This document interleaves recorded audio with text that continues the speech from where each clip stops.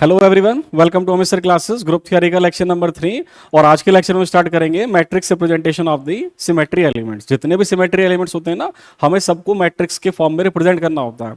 उससे क्या कैलकुलेशन है, कुछ कैरेक्टर्स आते हैं, उसका क्या रोल होता है रिड्यूसिबल रिप्रेजेंटेशन में, क्या फिर एप्लीकेशन ऑफ ग्रुप थ्योरी है, वो आगे का पार्ट है। पर फिलहाल इस लेक्चर में हमको ड्राइव करना है मैट्रिक्स नोटेशन या representation for each symmetry element. तो स्टार्ट करते हैं। ठीक है, matrix representation.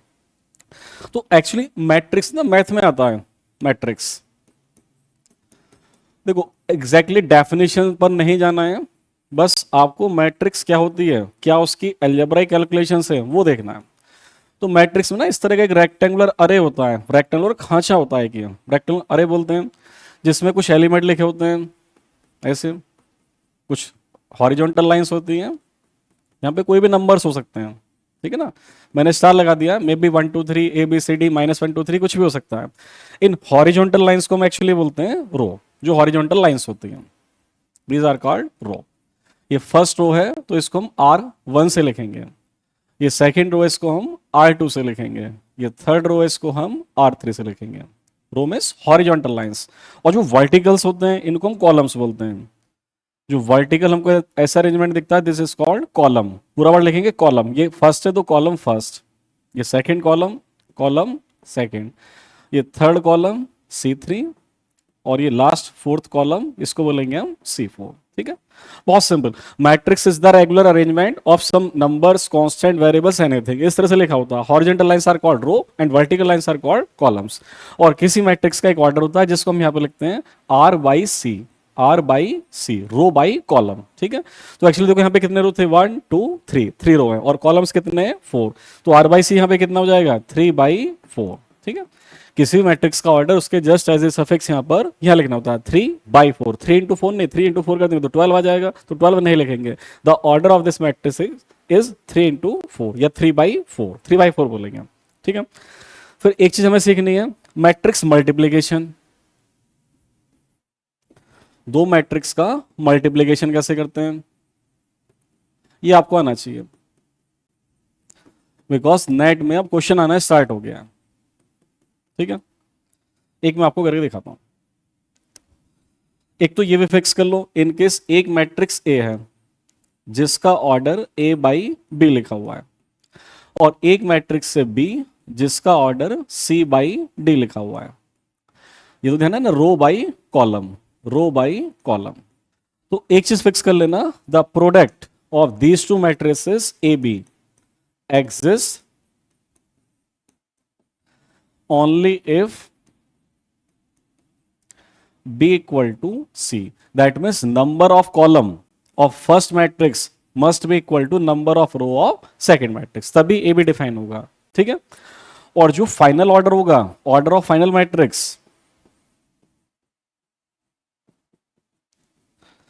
Order of final matrix it will be A/D। तो देखो अब बस ऐसे रख के देखो, जो मिड डिजिट्स हैं ये आपस में इक्वल है, B और C आपस में इक्वल है, तो प्रोडक्ट डिफाइन होगा, और जो फाइनल आंसर आएगा उसका ऑर्डर ये आएगा A/D। एक एग्जांपल देख लो, मान लो जैसे एक मैट्रिक्स से लिखा हुआ 2 3 1 1 2 3। देखो इसका ऑर्डर क्या है, R/C, कितने रो है इसके अंदर, 2, और कॉलम कितने हैं, 3। एक मैट्रिक्स ऐसे देखो, ये लिखा हुआ है 3 1 0 0 1 2 2 1 3। ठीक है, इसका ऑर्डर देखो कितना है, ये 3/3 है। ठीक है, रो इसमें 3 है और कॉलम इसमें 3 है। तो बस ये मिड वाले डिजिट देखा करो, ये वाले, ये आपस में इक्वल है, तो इन मैट्रिक्स का प्रोडक्ट डिफाइन हो सकता है। कैसे प्रोडक्ट करेंगे वो अभी हम सीखेंगे, मल्टीप्लाई करने का क्या एक फंडा रूल है वो हम देखेंगे। बट प्रोडक्ट होगा या नहीं होगा, एग्जिस्ट करेगा या नहीं करेगा, उसका आइडेंटिफिकेशन ये मीच वाला फैक्टर इक्वल होना चाहिए। यानी पहले मैट्रिक्स के number of column must be equal to second matrix के नंबर ऑफ रो। हाँ, जो फाइनल आंसर मैट्रिक्स आएगी उसका जो ऑर्डर आएगा वो ये डिजिट्स आएगी 2/3। यानी कि उसमें इस तरह से कुछ नंबर्स आएंगे, उसमें 2 रो आएंगे और 3 कॉलम आएंगे, 2 रो और 3 कॉलम। ठीक है, अब देखते हैं यहां पर कैसे क्या लिखते हैं, ये बहुत बेसिक चीज है। अब एक जनरल मैट्रिक्स का हम कर लेते हैं।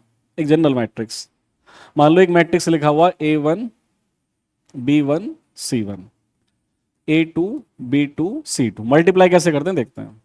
A3, ये इंपॉर्टेंट है, B3 C3। और एक वेरिएबल मैट्रिक्स है, मान लो ऐसे लिखा हुआ है X1 Y1 Z1 X2 Y2 Z2 X3 Y3 और Z3। ठीक है, इन दो मैट्रिक्स का हमको मल्टीप्लाई करना है। तो पहले तो ये चेक कर लेंगे क्या इनका प्रोडक्ट डिफाइन करना पॉसिबल है। एग्जैक्टली है, बिकॉज इसका ऑर्डर क्या 3/3 और सेकंड मैट्रिक्स का ऑर्डर क्या वो भी 3/3 है। ठीक है, ये भी 3/3 और ये भी 3/3 है। आप भी चेक करो, फिर मैं फाइनली बताता हूं आंसर क्या आएगा। पहले आप ये बस इस बात का आंसर दो, क्या इनका प्रोडक्ट निकालना पॉसिबल है। क्या इन दोनों का प्रोडक्ट डिफाइन होगा। कंडीशन चेक करो, कंडीशन क्या थी। कंडीशन ये थी फर्स्ट मैट्रिक्स के number of column must be equal to second matrix के नंबर ऑफ रो। और ऑर्डर लिख लिया करो ना, ये ऑर्डर क्या है पहले मैट्रिक्स का। देखो इनको थोड़ा मैं ऐसे करके लिखता हूं, पहले मैट्रिक्स का ऑर्डर क्या है 3/3 और सेकंड मैट्रिक्स का ऑर्डर क्या है 3/3। तो प्रोडक्ट तो डिफाइन होगा बिकॉज ये वाले डिजिट आपस में इक्वल है, या पहले के कॉलम दूसरे के रो के इक्वल है। और फाइनल आंसर मैट्रिक्स का ऑर्डर क्या आएगा, वो आएगा 3/3। ठीक है, तो यहां पर एक मैट्रिक्स आएगी जिसका ऑर्डर 3/3 होगा। तो कुछ एलिमेंट्स आएंगे यहां पे, मान लो मैंने ऐसे लिख दिया है, पहला एलिमेंट है C11 C12 और ये C13। इसका मीनिंग आप ऐसे लगाओ, पहले रो का पहला कॉलम R और C, पहले रो का दूसरा कॉलम, पहले रो का तीसरा कॉलम। देखो रो है ना, रो तो फर्स्ट ही है, तो C1 C1 C1, column first C11, column 2 C12, column 3 C13। ऐसे इसको लिखेंगे हम C21, ये C22, ये C23, C31, C32 और C33। अभी आंसर नहीं लिखा है, अभी तो बस ये जनरल फ्रेमवर्क लिखा हुआ है। अब इन C की वैल्यू देखते हैं कि C के प्लेस पर क्या आएगा, दैट मीन से पहला डिजिट क्या आएगा। तो पहला डिजिट आप ऐसे करते हैं, आपको 1 1 देखना, पहले रो का मल्टीप्लाई पहले कॉलम के साथ, पहले रो का मल्टीप्लाई पहले कॉलम के साथ, इसलिए आपको ऐसे लिखना हेल्प करेगा। 1 1 मीन्स पहला रो और पहला कॉलम, पहले मैट्रिक्स का रो दूसरे मैट्रिक्स का कॉलम, 1:1 मल्टीप्लाई करेंगे, इसका मल्टीप्लाई इसके साथ होगा A1 X1। तो देखो इसकी वैल्यू अभी हम यहां पर इलेबोरेट कर रहे हैं, यहां पर आएगा A1 X1 प्लस नेक्स्ट की नेक्स्ट से मल्टीप्लाई B1 X2, यहां आएगा B1 X2 प्लस ये सब मैं हटाता हूं, ठीक है ना, वो आप समझ जाएंगे क्या था B1 X2, और प्लस फिर थर्ड वाले के साथ मल्टीप्लाई यानी C1 X3। और देखो एक एलिमेंट आपको लिखना आ गया, फिर तो सब में एक ही फंडा है। तो बस ये पहला एलिमेंट आप अच्छे से क्लियर कर लो, इसकी पोजीशन 1 1 थी, मींस पहला रो और पहला कॉलम, तो पहले मैट्रिक्स के पहले रो की मल्टीप्लाई दूसरे मैट्रिक्स के पहले कॉलम के साथ होगी। 1:1 होता है, पहले का मल्टीप्लाई पहले के साथ, दूसरे का मल्टीप्लाई दूसरे के साथ, तीसरे का मल्टीप्लाई तीसरे के साथ। अब जो आपने इसका इसके साथ किया हुआ है, अब मल्टीप्लाई इनके साथ भी करेंगे, वो अगला एलिमेंट आ जाएगा। अब आप खुद बताते चलोगे, देखो कॉन्सेप्ट एक ही था, सभी में सेम चलेगा। तो बोलो क्या आएंगे A1 अब डिजिट्स क्या आएंगे, A1 का मल्टीप्लाई Y1 के साथ होगा प्लस B1 का मल्टीप्लाई Y2 के साथ होगा, ठीक है, प्लस C1 का मल्टीप्लाई किसके साथ Y3 के साथ होगा। बस ध्यान से आप देखो A1 B1 C1 तो सेम है, तो यहाँ A1 B1 C1 A1 B1 C1 तो सेम है। बस पहले मल्टीप्लाई किसके साथ था X1 X2 X3 के साथ, अब किसके साथ है Y1 Y2 Y3 के साथ, और फिर किसके साथ करेंगे Z1 Z2 Z3 के साथ। तो इसको बिना देखे भी अब आप लिख सकते हो। देखो पहले कोफिशिएंट तो सेम ही रहेंगे, A1 B1 C1 A1 B1 C1, बदलेगा क्या X Y Z, पहले में X1 X2 X3, इसमें Y1 Y2 Y3, तो तीसरे में क्या, तीसरे में हो जाएगा Z1 Z2 Z3। तो A1 Z1 plus B1 Z2 plus C1 Z3, ये तीन एलिमेंट इस तरह से आएंगे, ठीक है। और इसको यहां से भी आप क्रॉस चेक कर सकते हो। आप पहले रो का मल्टीप्लाई तीसरे कॉलम के साथ कर रहे थे, तो A1 का Z1 के साथ, B1 का Z2 के साथ, C1 का Z3 के साथ, ठीक है। बीच वाले में A1 का Y1 के साथ, B1 का Y2 के साथ, C1 का Y3 के साथ। देख लेना कहीं लिखने में कोई मिस्टेक तो नहीं है, सही किया हुआ वैसे, बट फिर भी क्रॉस चेक करते चलो, हमने सही लिखा हुआ A1 B1 C1 A1 B1 C1 A1 B1 C1, ठीक है, X1 X2 X3 Y1 Y2 Y3 Z1 Z2 Z3। अब देखो पहला रो कंप्लीट हो गया, अब यहां पे क्या लिखा था हमने C21। अब सेकंड रो लेंगे, इसके पहले वाले के लेके चलेंगे हम सेकेंड रो, दिस वन, फिर पहले कॉलम के साथ, फिर सेकंड कॉलम के साथ, फिर थर्ड कॉलम के साथ। तो आपकी बार बदला क्या, A1 B1 C1 के प्लेस पर A2 B2 C2 कर दो, बाकी को सेम लिख दो। ठीक है, ऐसे मल्टीप्लाई करना भी सीखो, पर स्मार्टनेस भी सीखो, आप चालाकी सीखो। अब बदला क्या, बस A1 B1 C1 के प्लेस पर आ गया A2 B2 C2, X1 X2 X3 same, Y1 Y2 Y3 same, Z1 Z2 Z3 same. तो बस इतना करो, A1 के प्लेस पर क्या A2, ठीक है, X1 को सेम रख देंगे बिना उसको देखे, B1 के प्लेस पर B2, X2 को सेम रखा, C1 के प्लेस पर C2, X3 को सेम रखा।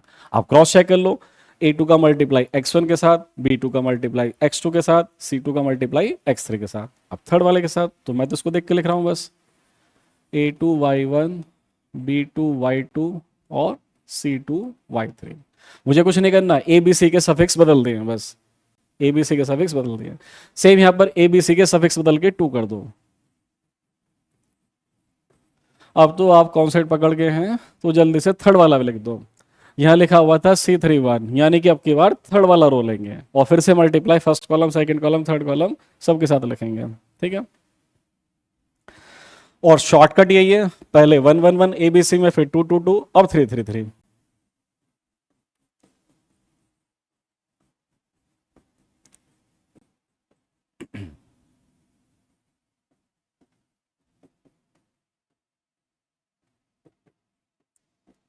ठीक है, मैं कुछ नहीं कर रहा, बस ABC के सफिक्स बदल रहा हूं।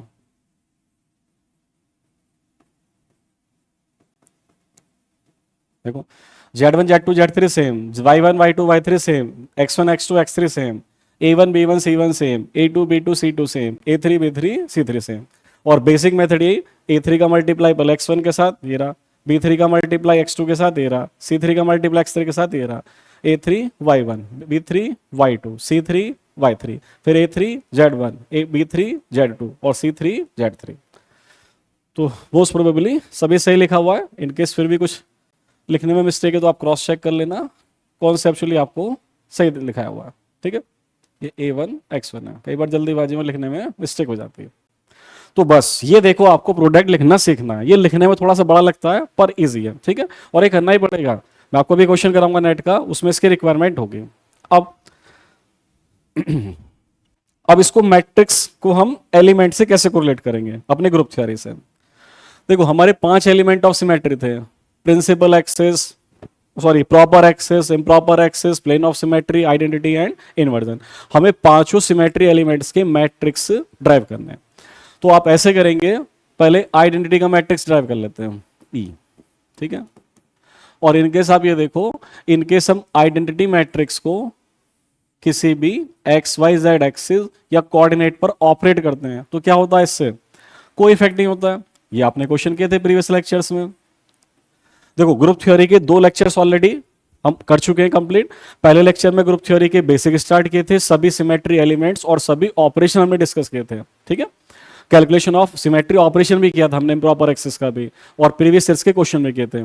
सेकंड लेक्चर में पॉइंट ग्रुप का डिटेल में किया था, और उसके हमने बहुत सारे PYQ किए थे, नेट के, गेट के, टिफर के। इनके सामने वो वीडियो नहीं देखी है, उनको जरूर देख लेना, तब भी आगे की चीज आपको समझ में आएंगे। तो ये ऑलरेडी डिस्कस हुआ है।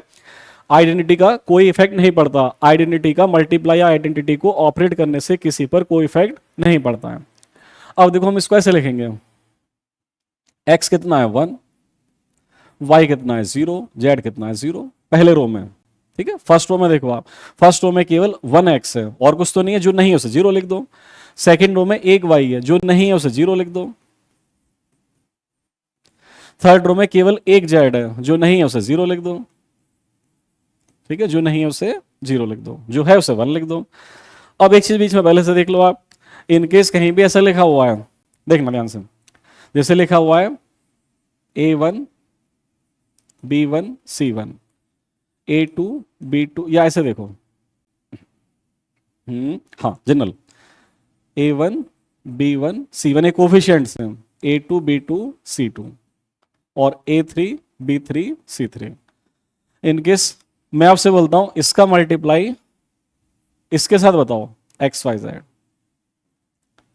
पहले तो देखो डिफाइन होगा क्या, बिल्कुल होगा, क्योंकि देखो इसका ऑर्डर क्या है 3/3 और इसका ऑर्डर क्या है 3/1। ध्यान रखना, पहले रो आता है फिर कॉलम आते हैं। पहले रो आता है फिर कॉलम आते हैं, ये दोनों डिजिट इक्वल तो बिल्कुल प्रोडक्ट डिफाइन होगा, और फाइनल आंसर मैट्रिक्स जो होगी उसका ऑर्डर 3/1 आएगा। मल्टीप्लाई करने का रूल आपको बता दिया है, बहुत सिंपल, रो का मल्टीप्लाई कॉलम के साथ, तो यहां तो इसका मल्टीप्लाई केवल एक ही कॉलम है ऐसे करेंगे, तो क्या लिखेंगे a1x प्लस b1y और प्लस c1z, ठीक है। फिर सेकंड का मल्टीप्लाई करोगे तो बस कोफिशिएंट का सफिक्स बदल जाएगा, एक्स वाई जेड सेम रहेंगे, ठीक है, एक्स वाई जेड सेम है, बस ए बी सी का सफिक्स पहले 1 फिर 2 फिर 3 हो जाएगा। तो एक एग्जाम्पल आपको ये भी देखना है। अब इसमें मेन चीज देखो, हमें एक्चुअली 2 का मल्टीप्लाई करके 1 लिखना आ गया है, बट आपको एक चीज और सीखनी है, 1 से 2 कैसे ब्रेक करते हैं। तो ऐसे कर लो, जो variables x Y z same है, x Y z x Y z x Y z जो तीनों में सेम है उसको एज ए कॉलम लिख देंगे, और जो तीनों में डिफरेंट है वो कोफिशिएंट अलग कॉपी पेस्ट कर देंगे। देखो एक्स वाई जेड पहले अलग निकाल लो, ठीक है, पहले आप एक्स वाई जेड को अलग निकाल लेंगे, ये वेरिएबल्स हैं जो तीनों में सेम है, और इसका कॉलम वाला लिखेंगे, और जो कोफिशिएंट थे उनकी मैट्रिक्स बना देंगे, a1 b1 c1 a2 b2 c2 a3 b3 c3। तो सेम थिंग आप यहां पर ऑपरेट करो, इसमें ज्यादा इजी है। देखो आप इसमें कोफिशिएंट अलग कर दो, 1 0 0 0 1 0 0 0 1, और एक्स वाई जेड अलग कर देंगे, ठीक है। तो हमने आइडेंटिटी को इस पर ऑपरेट किया, ये रिपीट हो गया, एक तरह से बोलो इससे कट गया, तो आइडेंटिटी किसके इक्वल, आइडेंटिटी का मैट्रिक्स से होगा, ये आपस में हट जाएगा। तो मैट्रिक्स अब पूरा लिखना, matrix for identity is this.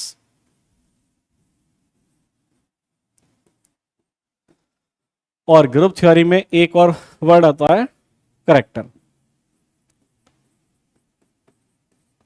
ऐसा नोटेशन बनाते हैं जाई, थोड़ा इलोंगेटेड एक्स है, या मैथमेटिक्स में इसको ट्रेस बोलते हैं।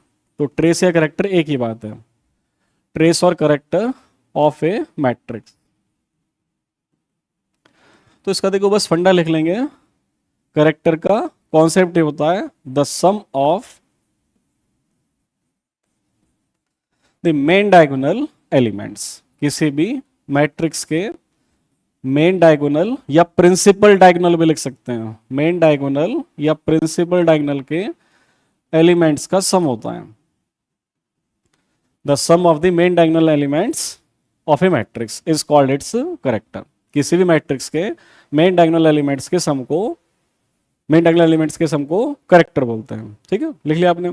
तो देखो जैसे ये था, देखो 2 डायगोनल होते हैं, इसको बोलते हैं मेन डायगोनल या प्रिंसिपल डायगोनल, ये होता है सेकेंडरी डायगोनल, ठीक है ना, ये प्रिंसिपल डायगोनल है। तो इस मेन डायगोनल पर जितने भी एलिमेंट्स या नंबर आते हैं इनका जो सम होगा वो ही करेक्टर होगा, और आइडेंटिटी का मैट्रिक्स इसलिए बोलेंगे करेक्टर ऑफ आइडेंटिटी। तो 1 + 1 + 1 दिस विल बी 3। तो फिक्स कर लिया, आइडेंटिटी का करेक्टर कितना होगा, 3 होगा, ठीक है, पहला कंप्लीट है। जल्दी से कॉपी करो, देखो मैं इसी में चेंज करता हूं। अब इनके सेकंड एलिमेंट हमने लिया, सेकंड एलिमेंट हमने लिया इनवर्जन नंबर 2। तो देखो जिसका मैट्रिक्स बनाना है आप उसको ऑपरेट कर रहे हो, यहां पर आइडेंटिटी था तो आइडेंटिटी ऑपरेट किया, अब की बार क्या है इन्वर्जन, तो आई ऑपरेट करो।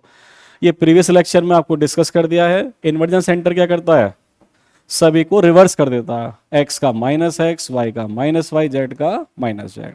तो क्या चेंज जाएंगे, जो ये प्लस के थे बस ये सब माइनस के हो जाएंगे, ठीक है, ये सब माइनस के आएंगे इस बार, ठीक है। आप पूरा कॉपी करेंगे, फिर से लिखना। तो इन्वर्जन की मैट्रिक्स जो आएगी, मैट्रिक्स फॉर इन्वर्जन सेंटर, वहां पर -1 -1 -1 आएंगे। तो करेक्टर कितना हो जाएगा इन्वर्जन का, बहुत क्लियर दिख रहा है आपको, -3 हो जाएगा। तीनों को सम करेंगे दी -1 + -1 + -1, दिस विल बी -3। तो आइडेंटिटी का करेक्टर प्लस का 3 था, इन्वर्जन का भी 3 है बट माइनस साइन के साथ है, ठीक है। जल्दी से कॉपी कर लो। इन्वर्जन के अलावा प्लेन की बात करते हैं, प्लेन ऑफ सिमेट्री, ठीक है, plane of symmetry third element sigma. अब देखो सिग्मा जो होता है किसी 2D में अप्लाई होता है, या तो सिग्मा XY होगा, या सिग्मा YZ होगा, या सिग्मा XZ होगा, किसी भी एक की बात कर लेते हैं। मान लो सिग्मा XY का ही चेक किया, तो देखो ये भी चीजें आपको पहले बताई थी मैंने, प्रीवियस लेक्चर आप जरूर देखना, तभी आगे की चीजें आपको समझ में आने वाली हैं। ठीक है, प्लेन जिस पर अप्लाई होता है, जिस पर अप्लाई होता है उस पर कोई इफेक्ट नहीं होता है, एक्स वाई सेम रहेगा। हाँ, जिस पर ऑपरेट नहीं हुआ उसको उल्टा कर देता है। उल्टा मीन्स यदि प्लस का है तो माइनस का कर देगा, माइनस होता तो प्लस का कर देता है। तो अब की बार देखो ये प्लस बन रहा, ये प्लस बन रहा, बस यही नेगेटिव आएगा, तो ये प्लस वन, ये प्लस वन, ये नेगेटिव है, ये प्लस वन, ये प्लस वन, ये नेगेटिव है। तो इस तरह से जो मैट्रिक्स बना, this is the matrix for sigma x Y. Correct है, पहला वाला किया हमने। करेक्टर का सम कर लो, ये प्लस वन है, ये प्लस वन है, ये माइनस वन है, तो अब की बार कितना, एक कैंसिल आउट हो जाएगा तो प्लस वन बचेगा। So character of plane is one, sigma x y का वन है। अब ये एज ए होमवर्क आप चेक करना, सिग्मा वाई जेड का भी वन आएगा, सिग्मा एक्स जेड का भी वन ही आएगा, आप पूरा डिटेल में लिख सकते हो। तो फाइनली कंक्लूजन ये करेंगे, the character of any plane will always be one. आगे देखो करेक्टर इंपॉर्टेंट है, हमें करेक्टर यूज करना है। करो जल्दी से और देखते चलना कोई मिस्टेक तो नहीं है इसमें। सही क्या हुआ है सर? चेक कर लेना। अगला नेक्स्ट, हाँ उसको अलग स्लाइड से करते हैं। Number 4, character of proper axis या मैट्रिक्स फॉर प्रॉपर एक्सेस, यानी सीएन की मैट्रिक्स। देखो डेरिवेशंस आती हैं तो आप इसको डायरेक्ट याद रखो, सीएन अबाउट जेड एक्सेस और क्लॉकवाइज रोटेशन की जो मैट्रिक्स आती है वो इतनी होती है। इसको एक बार आपको याद रखना है, कॉस थीटा साइन थीटा 0, और इसके कॉस थीटा के नीचे, कॉस थीटा के डाउन पे कॉस थीटा का डिफरेंशियल लिखेंगे, क्या होता है minus sine theta. Sine theta का डिफरेंशियल क्या होता है, कॉस थीटा 0 0 0 1। ये केवल याद करने के लिए बताया, कॉस थीटा के नीचे कॉस थीटा का डिफरेंशियल, साइन थीटा के नीचे साइन थीटा का डिफरेंशियल, साइन का डिफरेंशियल कॉस थीटा का डिफरेंशियल माइनस साइन थीटा। तो ये तो मैट्रिक्स है। और यदि कोई पूछे इसका करेक्टर बताओ, character of C N Z, तो देख लो मेन डायगोनल के एलिमेंट का हम सम कर देंगे, the sum of the main diagonal elements. देखो डेरिवेशन से आता है, बहुत लेंथी डेरिवेशंस में नहीं जाएंगे। तो cos theta plus cos theta means 2 cos theta plus 1, this will be the character of any C N Z matrix. और देखो जैसा सी एन जेड का मैट्रिक्स है ऑलमोस्ट इसी के जैसा होता है एस एन जेड का matrix. Number last 5, matrix for S N Z axis clockwise, S N Z. और देखो एक रेफरेंस फिक्स कर लो, क्लॉकवाइज से क्वेश्चन कर लेंगे, ठीक है ना। और एक्चुअली एग्जामिनर ने क्लॉकवाइज एंटी क्लॉकवाइज कभी कंफ्यूजन किया ही नहीं है, वो तो आपको डर। और देखो करेक्टर नहीं बदलेगा, मैट्रिक्स बदलती है पर करेक्टर नहीं बदलेगा, मैट्रिक्स वो देगा आपको, ठीक है। तो क्लॉकवाइज से काम चलाएंगे हम। इसमें देखो इतना ध्यान रखो, बस इस पॉइंट पे डिफरेंस है, ये माइनस का बना था, बाकी सब सेम लिख दो। Cos theta sine theta 0, sine theta cos theta 0, बस लास्ट वाला है 0 0 -1। तो इस बार देखो करेक्टर कितना आ रहा है, sum of main diagonal elements, this will be cos theta -1। So S N Z का करेक्टर होता है 2 cos थीटा -1।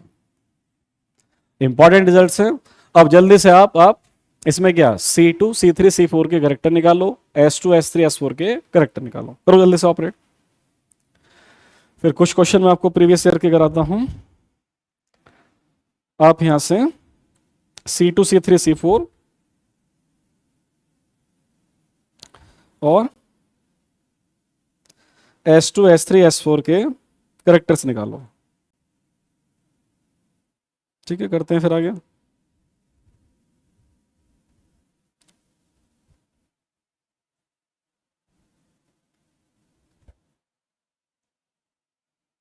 ठीक है। तो देखो ये फॉर्मूला यूज कर लेंगे आप,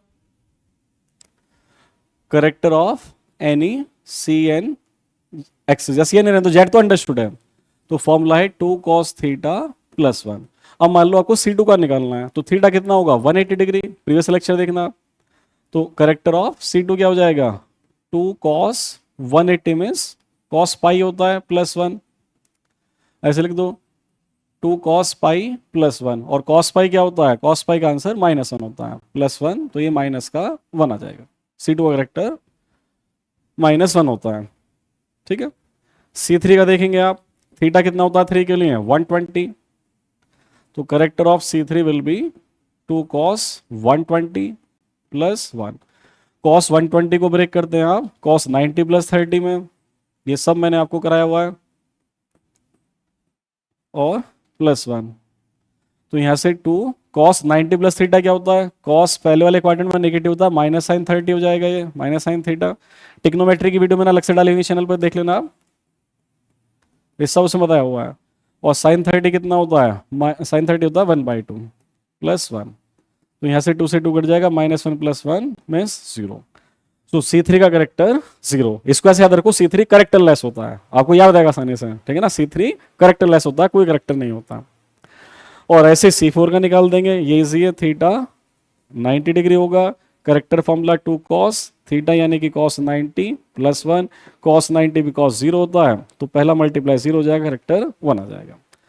अल्टीमेटली फाइनली आपको ध्यान रखना है, C2 का करेक्टर -1, C3 का करेक्टर 0 प्ले और C4 का करेक्टर +1। तो ऐसे याद रखो, C2 का -1 होता है, फिर एक एक ऐड करते चले जाओ याद करने के लिए, केवल C2 से स्टार्ट करो, C2 का -1 और एक एक ऐड करते चले गए तो 0 और 1 हो जाएगा, ठीक है। चलो, और ऐसे S2 S3 S4। अब देखो बस आप खुद कर लेंगे इसमें, इनकेस मुझे इसको ऐसा लिखना है, मैं इसी में चेंज करता हूं, जल्दी से कॉपी कर लो। इनकेस मुझे इसमें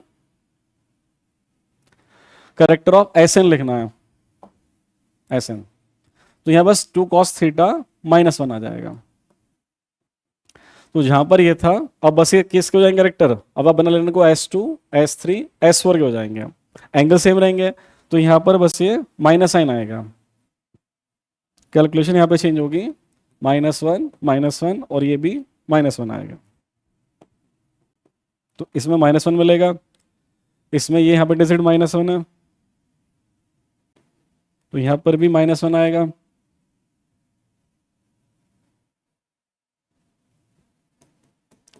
तो -3 आ जाएगा, देखो S2 का, ये S3 है और ये S4 है।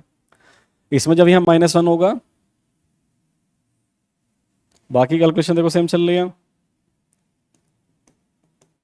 तो माइनस का 2 आ जाएगा और ये माइनस का 1 आ जाएगा। तो S2 S3 S4 के कैरेक्टर्स -3 से स्टार्ट हुआ, और देखो सेफ फंडा एक एक ऐड करते चले जाओ, -2 आ गया और -1। अब चेक कर लेना सब कुछ सही लिखा हुआ है, जल्दी से चेक करो। बस Cn के कंपेरेटिवली 2 cos थीटा -1 हो जाएगा, तो सभी में -1 करके चलेंगे हम। तो S2 का करेक्टर -3, S3 का -2 हो जाता है और S4 का -1 हो जाएगा। जल्दीबाजी में कुछ चेंज करना यदि रह गया है तो आप देख लेना, वैसे सब ऑलमोस्ट सही लिखा हुआ है। तो बस S2 का याद रखो -3, फिर एक एक ऐड करते चले जाएंगे, करो जल्दी से कॉपी, ठीक है। हाँ, और एक चीज और देखो, इन्वर्जन का करेक्टर कितना था, -3, और S2 का कितना आ गया, -3।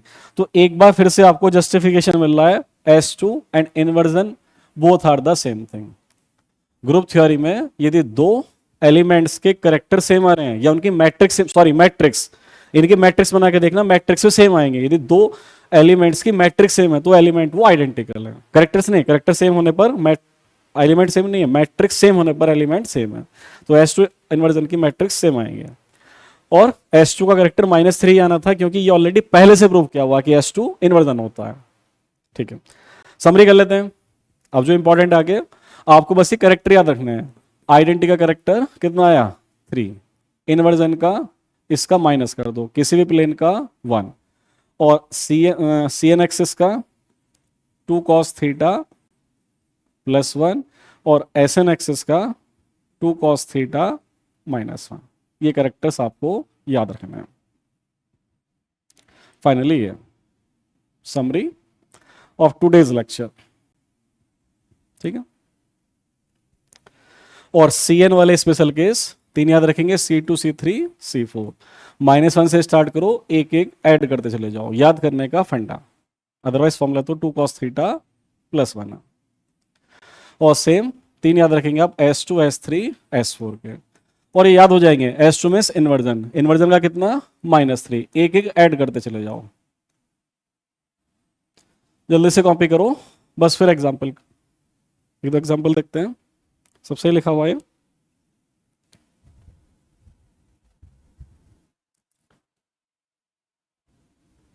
ठीक है, क्वेश्चन अप्लाई करते हैं इससे। देखो जो क्वेश्चन आया हुआ है ग्रुप थ्योरी के क्वेश्चंस। हाँ देखो, एक तो क्वेश्चन ये था, टिफर में था, हालांकि बिना मैट्रिक्स हो जाएगा। देखो एक टू स्टेप ट्रांसफॉर्मेशन है, जनरल पॉइंट एक्स दिया हुआ है, 180 डिग्री रोटेशन। तो पहला तो क्या, सी टू जेड एक्सिस पर, पहला स्टेप फर्स्ट। और उसके बाद सेकंड ऑपरेशन क्या हुआ है, सिग्मा वाई जेड। ये नंबर 2 ऑपरेशन है, सिग्मा वाई जेड।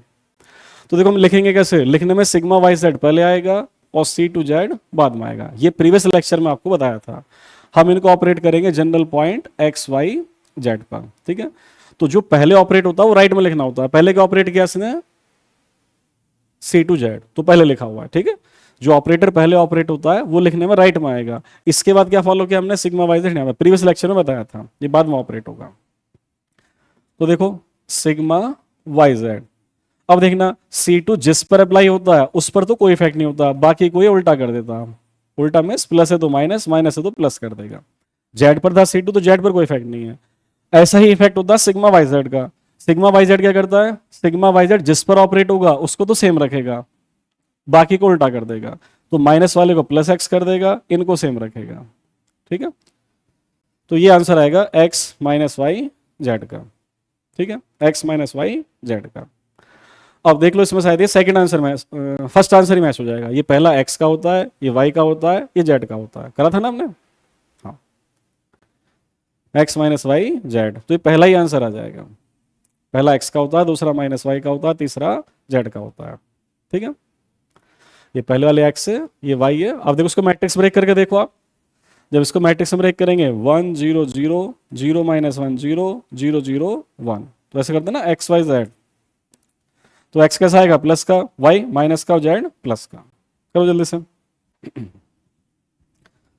अदरवाइज इसका एक मेथड मैं आपको बताता हूं। आप ऐसे देखोगे फिर, यदि आपको ऐसे क्लियर नहीं है।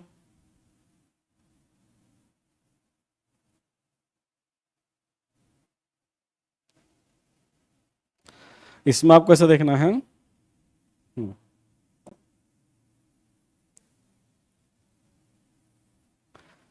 देखो पहले मैट्रिक्स आएगी इसमें सिग्मा वाई जेड की और सी टू जेड की।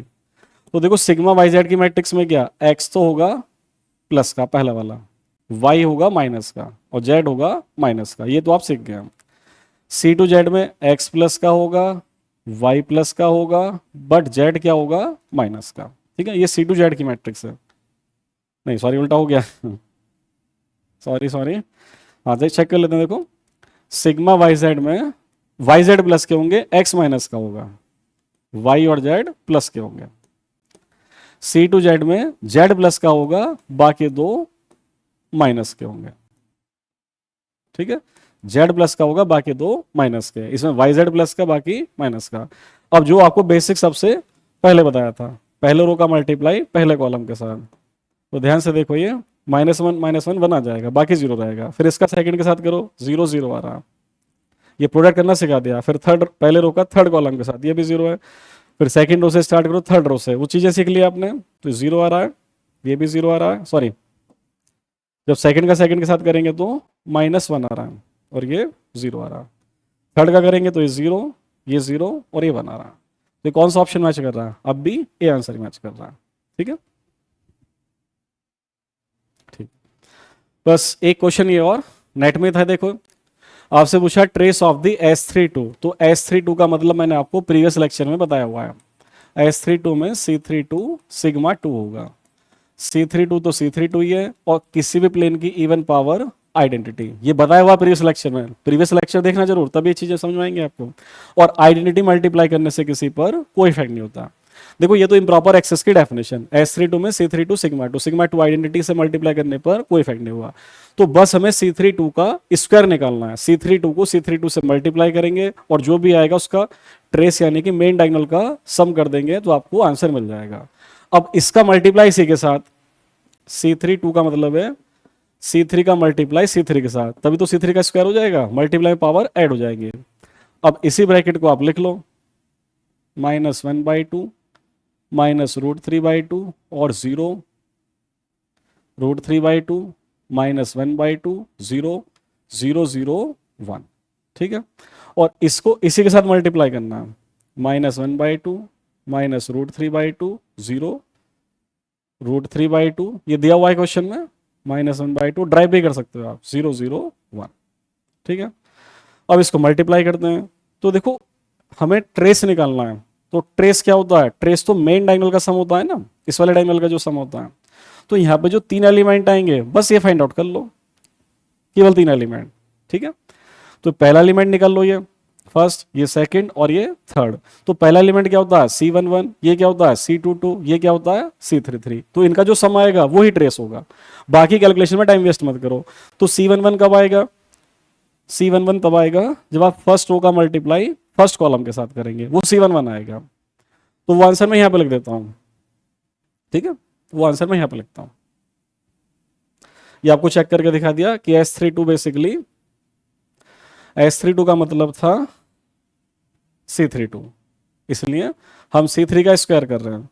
अब बस क्योंकि हमें ट्रेस निकालना, करेक्टर निकालना, तो मेन डायगोनल के एलिमेंट निकालेंगे। तो पहला इससे आएगा, तो देखो जो पहला डिजिट आएगा C11, ये आएगा -1/2 का -1/2 के साथ मल्टीप्लाई, तो प्लस का 1/4, और इसको मल्टीप्लाई करेंगे इसके साथ, तो माइनस का 3/4, और लास्ट वाले का लास्ट के साथ 0, तो माइनस के 2/4 में माइनस के 1/2 आ रहे हैं। आप चेक कर लो एक बार, minus minus plus 1/4, minus minus -3/4 और ये 0, तो -2/4 में -1/2। C22 तब आएगा जब 2 वाले का मल्टीप्लाई 2 वाले के साथ करेंगे। तो पहला डिजिट आएगा इसमें माइनस का 3/4, इसका मल्टीप्लाई इसके साथ माइनस का 3/4, फिर प्लस का 1/4 और प्लस का 0, ठीक है, 0 का मल्टीप्लाई 0 के साथ। आप चेक करते चलना, -3/4 प्लस 1/4 0, तो फिर से सेम ही आ गया, देखो माइनस के 2/4 में माइनस के 1/2। अब 33 तब आएगा जब थर्ड रो का मल्टीप्लाई थर्ड कॉलम के साथ करेंगे। क्लियर दिख रहा, 0 + 0 + 1, ये 1 आ गया।